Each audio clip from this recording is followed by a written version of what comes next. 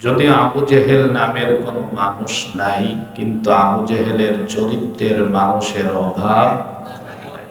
Utba Saiba Mughira নামের কোনো মানুষ বর্তমান পৃথিবীতে একজনও নাই, কিন্তু উতবা সাইবা মুগিরা চরিত্রের মানুষ সমাজের মধ্যে অভাব নাই। ঠিক কিনা? আবু বকর নামের বহুত মানুষ আছে, ওমর উসমান আলী নামের বহুত মানুষ আছে, তবে তার আদর্শের বড় অভাব আছে।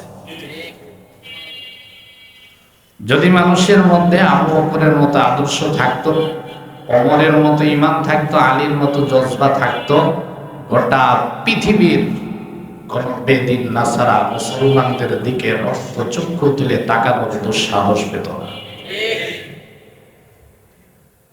হযরত আবু বকর রাদিয়াল্লাহু তাআলা যেমন নরম ছিলেন তেমন নরম। ইসলামের ব্যাপারে সব ব্যাপারে তিনি নরম ছিলেন। ওনার উপরে কেউ আঘাত করলে উনি পাল্টা আঘাত করেন, সহ্য করে দিয়েছেন। কেউ কোনো কথা বললে কোনো জবাব দেন নাই, কিন্তু ইসলামের ব্যাপারে একদম আকর্ষণ। আমাদের প্রত্যেক মুসলমানের চরিত্র এমন হতে হবে। আমাকে গালি দেন, কোনো সমস্যা নেই, সারাদিন সমালোচনা করেন, জবাব দেওয়ারও প্রয়োজন মনে করি না। তবে ইসলামের ব্যাপারে, ধর্মের ব্যাপারে, কোরআনের ব্যাপারে কোন দল, কোন মত, কোন ব্যক্তি কারোর সঙ্গে কোন আপোষ করার কোন প্রশ্নই উঠে না। শুধু আমার না আপনাদের। ইসলাম ইসলামের জায়গা, সে যেই হোক, আপোষ করার কোন প্রয়োজন নাই। রাসূল সাল্লাল্লাহু আলাইহি ওয়াসাল্লাম মেরাজ করে মাত্র মক্কায় এসেছেন। ফজরের নামাজ শেষ, সর্বপ্রথম দেখা মিস্টার আবু জেহেলের সাথে। আবু জেহেল রাসূলকে দেখে এক কদম সামনে যায়, এক কদম পিছনে যায়। এক পর্যায়ে মশকরা করে বলেই ফেলল, মুহাম্মদ, সবাই পড়েন সাল্লাল্লাহু আলাইহি ওয়াসাল্লাম। প্রত্যেক দিন তো কত ধরনের কথাই বলো, আজকে কি কোনো কথা আছে? নবীজি বলেন আজকে একদম আপডেট নিউজ আছে। কি নিউজ? রাসূল সাল্লাল্লাহু আলাইহি ওয়াসাল্লাম মেরাজের ঘটনা তাকে বললেন যে আল্লাহর পক্ষ থেকে তার ফেরেশতা জিবরিল এসেছিল, হযরত মিকাইল এসেছিল, দুইজন ফেরেশতা আমাকে নিয়ে মসজিদে হারাম থেকে মসজিদে আকসা পর্যন্ত ইসরা করিয়েছেন। সেখান থেকে আমাকে মেরাজে নিয়ে গেছেন ঊর্ধ্ব জগতে। আবু জেহেল বলল, কয় ভাতিজা, তুমি যে কথা বলছো এই কথাকে আমার মধ্যে সীমাবদ্ধ রাখবো না পাবলিক ফাংশন এটা ফেমাস করবো? যদি পাবলিকরে বলি, পাবলিক তো তোমারে পাগল বলবে, এর মধ্যে কোনো সন্দেহ নেই। নবীজি বললেন আমার মধ্যে এমন কোনো বিষয় নাই যেটা গোপন রাখতে হবে, আপনি পাবলিককে বলে দেন। সুবহানাল্লাহ। আবু জেহেল লোকজন ডেকে জড়ো করল রাসূল পাশে। লোকজনের আওয়াজ শুনে হযরত আবু বকর রাদিয়াল্লাহু তাআলা তিনিও উপস্থিত হয়েছেন। আবু বকর এসে রাসূলকে সর্বপ্রথম যে কথা বলেছেন, ইয়া রাসূলুল্লাহ, ইয়া হাবিবাল্লাহ, গত রাতে আপনাকে খোঁজার জন্য উম্মে হানির ঘরে গেলাম, মসজিদে হারামের মধ্যে আসলাম, রাতে আপনাকে খুঁজে কোথাও পাই নাই, রাতে গেছিলেন কোথায়? সুবহানাল্লাহ বলেন। আবু জেহেল কয়, যেই ব্যাপারে কথা বলার জন্য আসলাম, আবু বকর তো প্রথমেই মুখ মেরে দিল, তার মানে কাহিনী কিছু একটা হয়েছে। আবু জেহেল এটা ভালো করে জানতো যে মুহাম্মদ সাল্লাল্লাহু আলাইহি ওয়াসাল্লাম জবান দিয়ে যে কথা বলেছেন, এই কথা 100 সত্য, তার মধ্যে মিথ্যা কোনো প্রমাণ সন্দেহ। কিন্তু দুনিয়া পাওয়ার দেখানোর জন্য উদ্দেশ্য দুশ্মনী, সত্য হোক মিথ্যা হোক তাকে পরাজিত করতে হবে, এই টার্গেট নিয়ে কথা বিশ্বাস করি না, এই স্লোগান শুধু নিজেদের নেয়, মানুষকেও জড়ো করেছে। আবু জেহেল এক পর্যায়ে দেখলো যে রাসূলের একদম কাছের সাহাবী হযরত আবু বকর, আর আবু বকর যেহেতু উপস্থিত আছে, আর নরম মানুষ তো পেঁয়াজ কম বোঝে, তো আবু বকরকে যদি আমি কোন রকম একথা স্বীকার করাইতে পারি যে মুহাম্মদ যা বলছে তা মিথ্যা বলছে, আবু বকর একা স্বীকার করলে বাকি সাহাবীরা অস্বীকার করবে। আবু জেহেল বলল, আবু বকর শোনো, বর্তমান এই যুগে মসজিদে হারাম থেকে মসজিদে আকসায় যাওয়ার জন্য কমপক্ষে প্রায় একদিন সময় লাগে, আর মুহাম্মদ বলেছে সে রাতের মধ্যভাগে মসজিদে হারাম থেকে মসজিদে আকসা এসে গিয়েছে, সেখানে সব নবীদের সঙ্গে সাক্ষাৎ করেছে, সেখান থেকে মেরাজ গিয়েছে, 7 আসমান পাড়ি দিয়েছে, লামহে কলম, লামহে মাহফুজ, সিদরাতুল মুনতাহা সবকিছু পাড়ি দিয়েছে, জান্নাত দেখেছে, জাহান্নাম দেখেছে, আল্লাহর সঙ্গে দিদার করেছে, আবার ফজরের আগে মক্কার জমিনে চলে আসছে, ফজরের নামাজও নাকি তোমাদের ইমামতিতে, নবীজির ইমামতিতে তোমাদেরকে পড়িয়েছে। আবু বকর বলো, এটা কিভাবে সম্ভব? তোমার নবী যা বলছে তা মিথ্যা বলছে। আবু বকর সঙ্গে সঙ্গে বলবো, আবু জেহেল শুনে রাখো, আমি আবু বকরের জীবনে যত কথা শুনেছি তার মধ্যে সবচেয়ে বিশ্বস্ত কথা হচ্ছে আমার রাসূল মেরাজ করেছে। নবীজি যদি তার জবানে বলে থাকে, আমি বিশ্ব নবীর কথাকে আমার জীবনের সবচেয়ে সত্য কথা বলে আমি স্বীকৃতি দিলাম। আবু বকরের কথা শুনে আবু জেহেলের চেহারা কালো হয়ে গেল। নবীজি আবু বকরকে প্রশ্ন করলেন, আবু বকর তুমি যে কোনো প্রশ্ন করলে না, আমাকে জিজ্ঞাসা করলে না আমি মেরাজে গেছিলে গেলাম কিনা? আবু বকর বললেন, ইয়া রাসূলুল্লাহ, ইয়া হাবিবাল্লাহ, যেই রাসূলের জবানের কথা শুনে কালেমা পড়ে মুসলমান হয়েছি, জান্নাত জাহান্নাম দেখি নাই, রাসূলের কথা শুনে বিশ্বাস করেছি, আর আমার সেই কলিজার টুকরা রাসূল যদি জবান দিয়ে বলে থাকেন আর সেটা মিথ্যা হবে, এটা আবু বকরের ঈমানে তো এই মিথ্যাকে কোনোদিন স্বীকৃতি দেয় না। আমি তো নিঃসন্দেহে কোনো বাধা দ্বিধা ছাড়া, কোনো যুক্তি তর্ক ছাড়া আমি আপনার কথাকে মেনে নিতে পারি। নবীজি বললেন, আবু বকর তোমাকে আজকে আমি সিদ্দিকে আকবার বলে ঘোষণা করলাম, সব সত্যবাদীদের আমির হচ্ছ তুমি আবু বকর।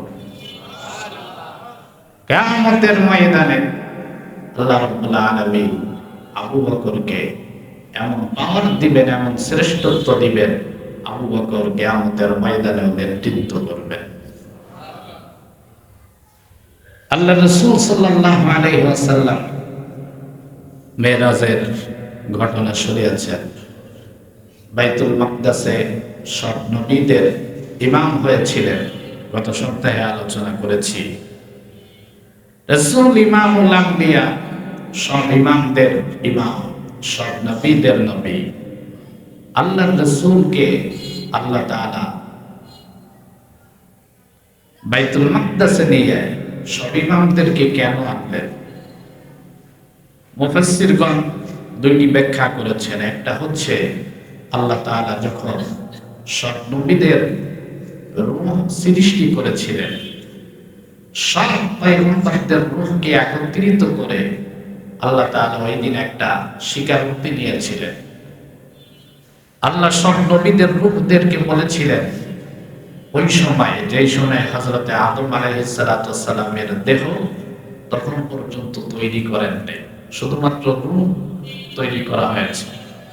আল্লাহ বলেছিলেন, তোমাদেরকে কিতাব দিব, তোমাদেরকে ইলম দিব, নবুয়ত দিব, শরীয়ত দান করব, তবে শর্ত একটা। কয়টা? একটা। আমার একজন প্রিয় মানুষ তোমাদের সর্বশেষে আমি প্রেরণ করব, তোমাদের প্রত্যেককে এই ওয়াদা দিতে হবে তোমরা প্রত্যেকেই তার উপরে ঈমান আনবা। সুবহানাল্লাহ বলবেন না? পাঠাবো তোমাদের সবার শেষে, কিন্তু তার উপরে তোমাদের ঈমান আনতে হবে। ওই দিন সব নবীদের রূহ আল্লাহর কাছে ওয়াদাবদ্ধ হয়েছিলেন, আমরা শেষ নবী মুহাম্মদ সাল্লাল্লাহু আলাইহি ওয়াসাল্লামের উপরে ঈমান আনব। এখন প্রশ্ন হলো, হযরত আদম থেকে ঈসা পর্যন্ত সব নবী আসছে মুহাম্মাদের আগে না পরে? আমাদের নবীর আগে আসছে না পরে আসছে? তো আগে যারা আসছে তারা তো চলে গেছে আগে, তো আমার নবীর সঙ্গে সাক্ষাৎ কেমনে হবে আর ঈমান কেমনে আনবে? প্রশ্ন আছে না নেই? আল্লাহ যে ওই দিন ওয়াদা করেছিল, ওই ওয়াদার বাস্তবায়ন ঘটিয়েছে মেরাজের রাতে বাইতুল মাকদাসে সব নবীদেরকে আগমন করায়া আযানের মাধ্যমে সব নবীদের জবান থেকে আল্লাহ স্বীকারোক্তি নিয়েছেন, তোমরা সকলেই এই ঈমান আনো যে আল্লাহ এবং মুহাম্মদ সাল্লাল্লাহু আলাইহি ওয়াসাল্লাম আল্লাহর নবী। এই ব্যাপারে তোমরা সবাই স্বীকারোক্তি দিয়ে দাও। কেমনে? নামাজ হয়েছিল কয় রাকাত? 2 রাকাত। নামাজের ইমামতি করেছিলেন কে? আমাদের নবী। নামাজের পূর্বে আল্লাহ তাআলা আদেশ করলেন জিবরিলকে, জিবরিল তুমি আযান দাও। তখন পর্যন্ত তো নামাজ ফরজ ছিল না, নামাজের বিধান তো মেরাজের রাত্রে হলো। জিবরিলকে বললেন আযান দাও। জিবরিল আযান দিলেন, আল্লাহু আকবার আল্লাহু আকবার। তো আযান শুনলে মুয়াজ্জিন যা বলে মুক্তাদিদের উপরে তাই বলা তো কর্তব্য। সব নবীরা আযান শুনে বললেন আল্লাহু আকবার আল্লাহু আকবার। জিবরিল বললেন আশহাদু আল্লা ইলাহা ইল্লাল্লাহ। সব নবীরা বলে আশহাদু আল্লা ইলাহা ইল্লাল্লাহ। জিবরিল আশহাদু আল্লা ইলাহা ইল্লাল্লাহ বলে থমকে দাঁড়িয়ে আছেন। আল্লাহ জিবরিলকে ডাক দিয়ে বলে পরবর্তী শব্দ কেন বলো না? জিবরিল কয় আল্লাহ আদম থেকে ঈসা পর্যন্ত সব নবী যেখানে উপস্থিত, সেখানে আমি কার নাম বলবো? আশহাদু আন্না মুহাম্মাদুর রাসূলুল্লাহ বলবো, না আশহাদু আন্না আদম বলবো, ঈসা রূহুল্লাহ বলবো, না ইব্রাহিম খলিলুল্লাহ বলবো? কার নাম বলবো? আমার কোনটা বলে বিপদে পড়ব? আল্লাহ বললেন জিবরিল, যেখানে আমার হাবিব মুহাম্মদ সাল্লাল্লাহু আলাইহি ওয়াসাল্লাম উপস্থিত আছে, সেখানে আমার প্রিয় রাসূলের নাম বাদ দিয়ে অন্য কোন নবীর নাম বলার অবকাশ নাই। বলো মুহাম্মদুর রাসূলুল্লাহ। জিবরিল আযান দিলেন আশহাদু আন্না মুহাম্মাদার রাসূলুল্লাহ। সব নবীরা জবাব দিলেন আশহাদু আন্না মুহাম্মাদার রাসূলুল্লাহ। এখান থেকে শিক্ষা, আযানের জবাবে মুহাম্মদ সাল্লাল্লাহু আলাইহি ওয়াসাল্লামের নাম আসলে পুরা নামই বলতে হবে। আমরা অনেকেই পড়ি শুধু সাল্লাল্লাহু আলাইহি ওয়াসাল্লাম, না, আযানের জবাবের সুন্নাত যখন বলবে আশহাদু আন্না মুহাম্মাদার রাসূলুল্লাহ, তখন কি বলবেন? আশহাদু আন্না, পুরা বাক্যটাই আমাদেরকে বলতে হবে। আল্লাহ তাআলা আযানের মাধ্যমে সকলের কাছে স্বীকৃতি নিয়ে নিলেন যে আমার রাসূল শ্রেষ্ঠ রাসূল, এবং এই রাসূলকে রাসূল হিসাবে নবীরাও নবী হিসাবে স্বীকৃতি দিলেন, রাসূলের উপরে ঈমান আনলেন। সুবহানাল্লাহ বলেন। বাইতুল মাকদাস এমন একটি মসজিদ, 3টা মসজিদের ব্যাপারে হাদিসের মধ্যে স্পষ্ট বক্তব্য আসছে, ফজিলতের বর্ণনা আসছে। মসজিদে হারাম, মসজিদে নববী, বাইতুল মাকদাস, মসজিদে আকসা। এই 3টা মসজিদের ফজিলত আসছে, যেখানে নামাজের গুরুত্ব, নামাজের ফজিলত বলা হয়েছে 1000 গুণ বেশি সওয়াব পাওয়া যায়। আমাদের প্রত্যেকের সন্তানদেরকে বাইতুল মাকদাস সম্পর্কে ইলম দিবেন। প্রত্যেক বাবা তার সন্তানকে বাইতুল মাকদাসের প্রেম ভালোবাসা অন্তরে জাগিয়ে তুলবেন। কারণ মুসলমানদের এটা একটা টার্গেট, মুসলমানদের এটা কর্তব্য। আজ হোক কাল হোক, রক্তের বিনিময়ে জীবনের বিনিময় হলো বাইতুল মাকদাসকে ইহুদি খ্রিস্টানের হাত থেকে মুক্ত করে মুসলমানরা স্বাধীন করবে ইনশাআল্লাহ। বাইতুল মাকদাস এমন একটি মসজিদ যেখানে হযরতে আদম থেকে নিয়ে মুহাম্মদ সাল্লাল্লাহু আলাইহি ওয়াসাল্লাম পর্যন্ত একসঙ্গে এক জামাতে সব নবীরা নামাজ আদায় করেছেন। দ্বিতীয় কোন মসজিদে এই জামাত হয় নাই, মসজিদে আকসায় হয়েছে। সব নবীদের আগমন একসঙ্গে কোন মসজিদে হয় নাই, শুধুমাত্র মসজিদে আকসায় হয়েছে। পৃথিবীর কোন মসজিদে জিবরিল আমিন মুয়াজ্জিনি করেন নাই, মসজিদে আকসায় জিবরিল মুয়াজ্জিন হয়েছেন, আমার রাসূল ইমাম হয়েছেন। এজন্য আমাদের প্রত্যেককে একথা মনে রাখতে হবে, মসজিদে হারাম আমার, মসজিদে নববী আমাদের, মসজিদে আকসাও আমাদের। ঘরের মধ্যে আমরা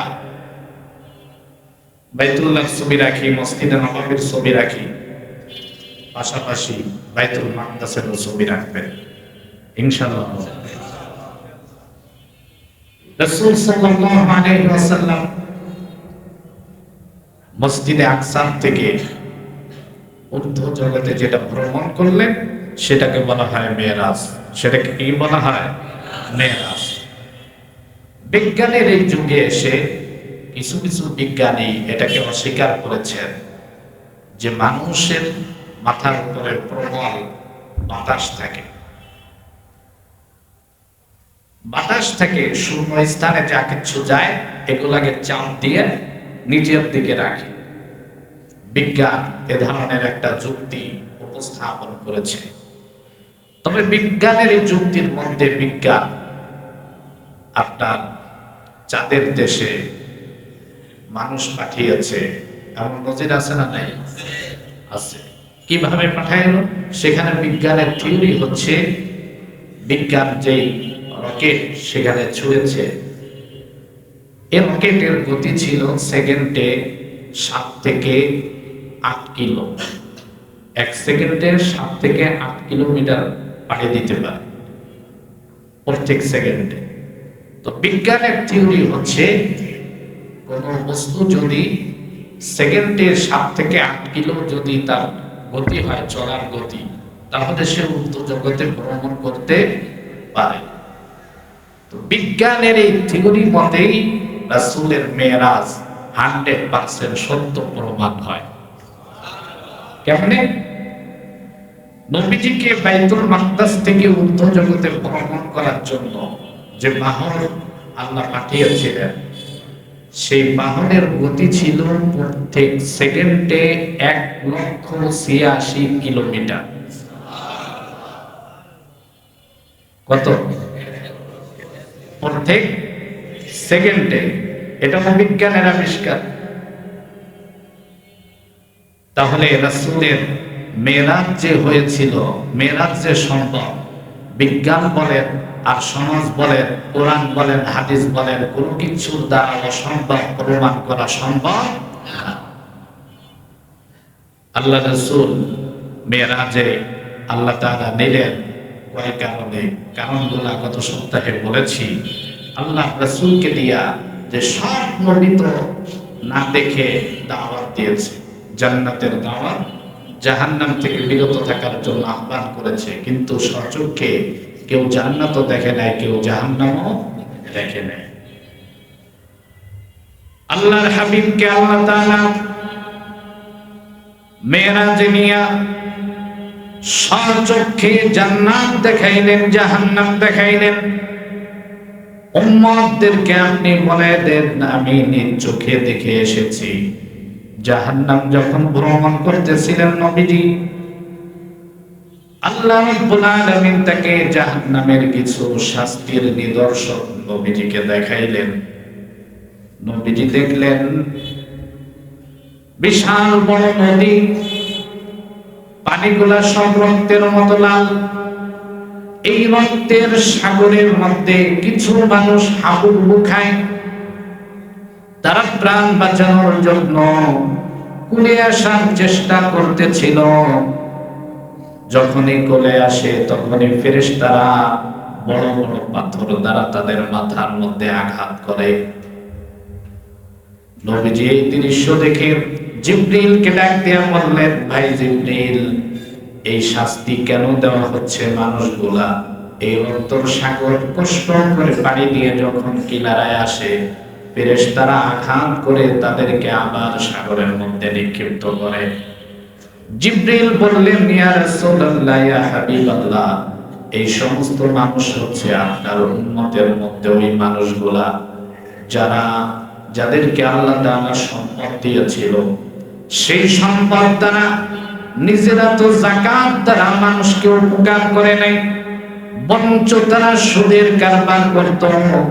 গরিব মানুষগুলা টাকা ইনকাম করত, শরীরের ঘাম ঝরিয়ে যে টাকা ইনকাম করত, ওই টাকার থেকে যারা সুদ নিত, ওই সুদের কারণে দুনিয়ায় তারা ঘাম ঝরানো টাকার সুদ খাওয়ার কারণে আল্লাহ তাআলা কিয়ামতে তাদেরকে শাস্তি দিবেন।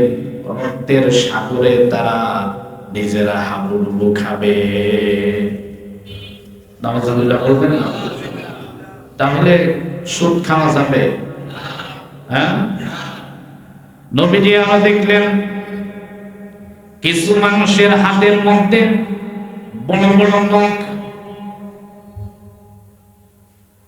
বড় নখ রাখা। এটা জান্নাতি মানুষের আলামত না, এটা জাহান্নামীদের আলামত। আমাদের সমাজে কিছু মানুষের হাতের নখ, পায়ের নখ বড় আছে না নাই? বিশেষ করে কালচার মহিলাদের মধ্যে বেশি। আচ্ছা বলেন তো, এটা মানুষের কেমন রুচি? আপনাদের এলাকার কোন বিড়াল হাত পায়ের নখ কাটে? কুকুরে কাটে নাকি? গরু ছাগল? মানুষে কাটে না।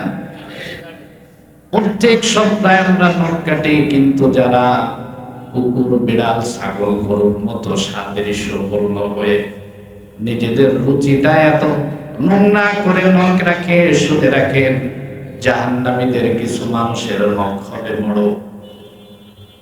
তবে এই নখ না, ওদের নখগুলা হবে তামার, লোহা। নবীজি দেখলেন নখ দ্বারা তাদের শরীরের মধ্যে এমন জ্বালা যন্ত্রণা হয়, সহ্য করতে না পেরে নিজেদের মুখগুলা আঁচড়াচ্ছে। মুখের গোশতগুলা নখ দিয়া, নখগুলা দ্বারা তারা মুখের গোশতগুলা আঁচড়ে ফেলতেছে, শরীরের মধ্যে তারা ক্ষত বিক্ষত করে। নবীজি বলেন, এই মানুষগুলা কারা? জিবরিল বললেন, ইয়া রাসূলুল্লাহ, ইয়া হাবিবাল্লাহ, এরা হচ্ছে তারা আপনার উম্মতের মধ্যে যেই মানুষগুলা মানুষের অগোচরে তাদের দোষ বর্ণনা করত, গীবত শিকায়েত করত। এই যে মানুষের অগোচরে তারা যে দোষ বর্ণনা করত, আল্লাহ তাআলা এটার শাস্তি হিসাবে তাদের নিজের হাতের নখ দ্বারা তারা বছরের পর বছর তাদের নিজের মুখ দ্বারা খামচাবে।